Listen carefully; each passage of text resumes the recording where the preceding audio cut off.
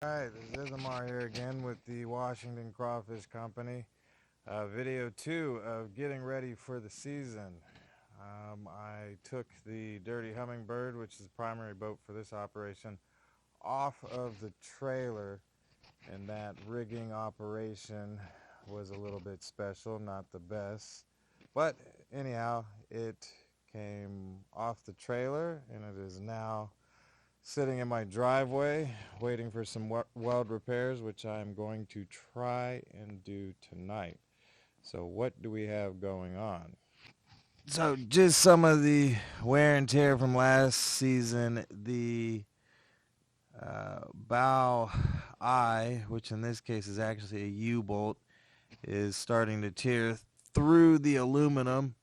You can see the previous bow eye actually already broke off, and there's a plate in its place. And then I went to this aluminum U-bolt, and that clearly is not working.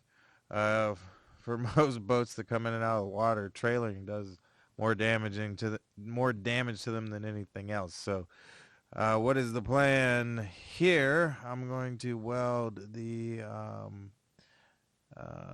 those holes shut.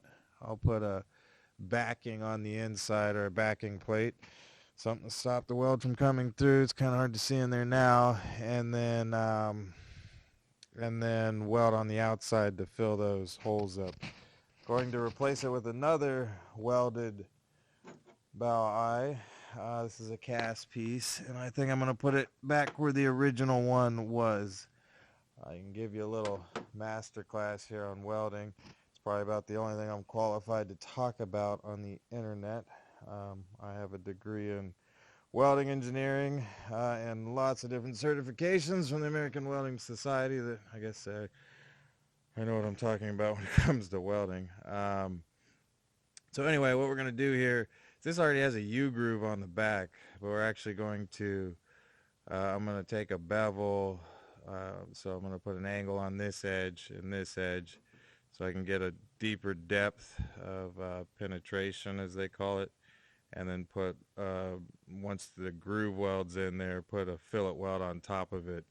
One of the things you have to worry about with welding aluminum is no matter what you do, the strength is going to drop drastically. So what you see with a lot of aluminum designs, not so much on boats because somehow boat designers are still figuring things out, but a lot of aluminum structural designs, you'll see everything's in compression.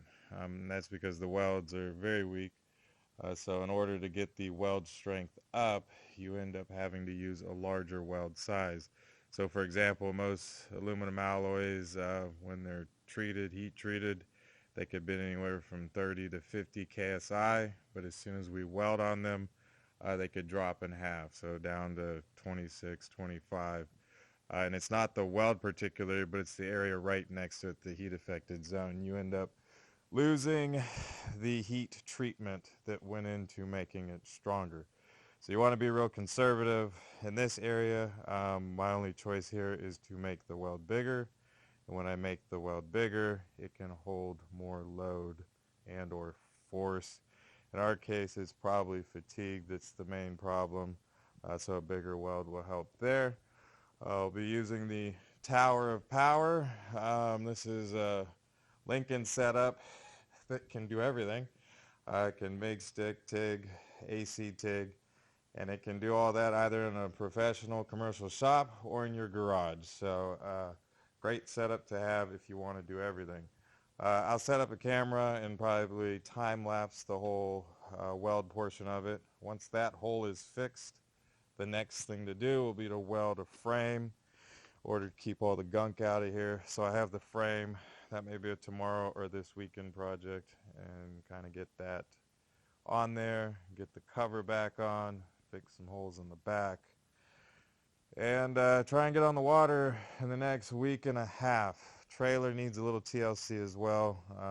Couple things I need to do with the boat off, so that's kind of why I took it off, because I need to work on both, and it's easier to work on them when they're not attached to each other. Alright, so the next video will be probably a time lapse of me welding and maybe talking a little bit, but probably mostly just me welding. And once that's done, get it back on the trailer and go from there.